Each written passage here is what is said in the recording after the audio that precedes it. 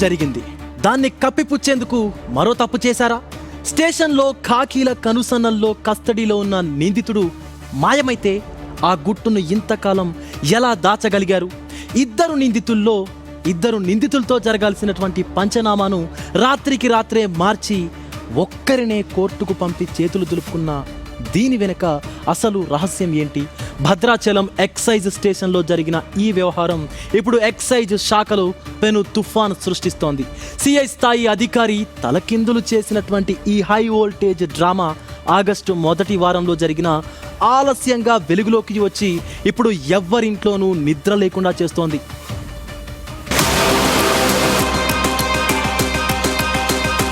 ఇది భద్రాద్రి కొత్తగూడెం జిల్లా Bhadrachalam excise police station. ఇక్కడే అసలు సినిమా నడిచింది. ఎక్సైజ్ ఎన్ఫోర్స్మెంట్ పోలీసులు ద్విచక్ర వాహనంపై గంజాయి తరలిస్తున్న ఇద్దరిని చాకచక్యంగా పట్టుకున్నారు. వారి వద్ద నుంచి సుమారు 5 కిలోల గంజాయిని గుట్టుగా స్వాధీనం చేసుకున్నారు. ఇద్దరు నిందితులను అదుపులోకి తీసుకుని పంచనామా చేసి భద్రాచలం ఎక్సైజ్ స్టేషన్ కు అప్పగించారు.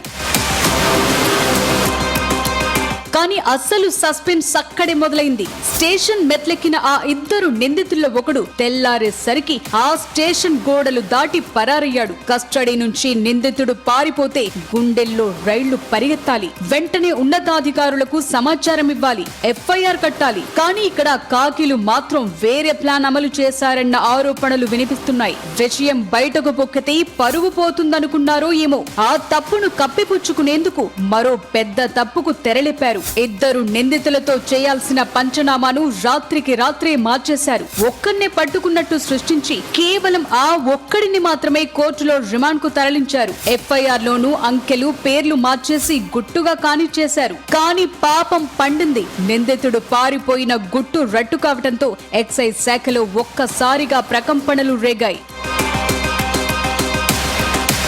నిందితుడు ఎలా పారిపోయాడు? ఆ నిజం ఎందుకు దాచాల్సి వచ్చింది? ఇద్దరి పేర్లుండాల్సిన పంచనామా ఒక్కడికి ఎలా మారింది? ఎఫ్ఐఆర్ లో మార్పులెందుకు జరిగాయి?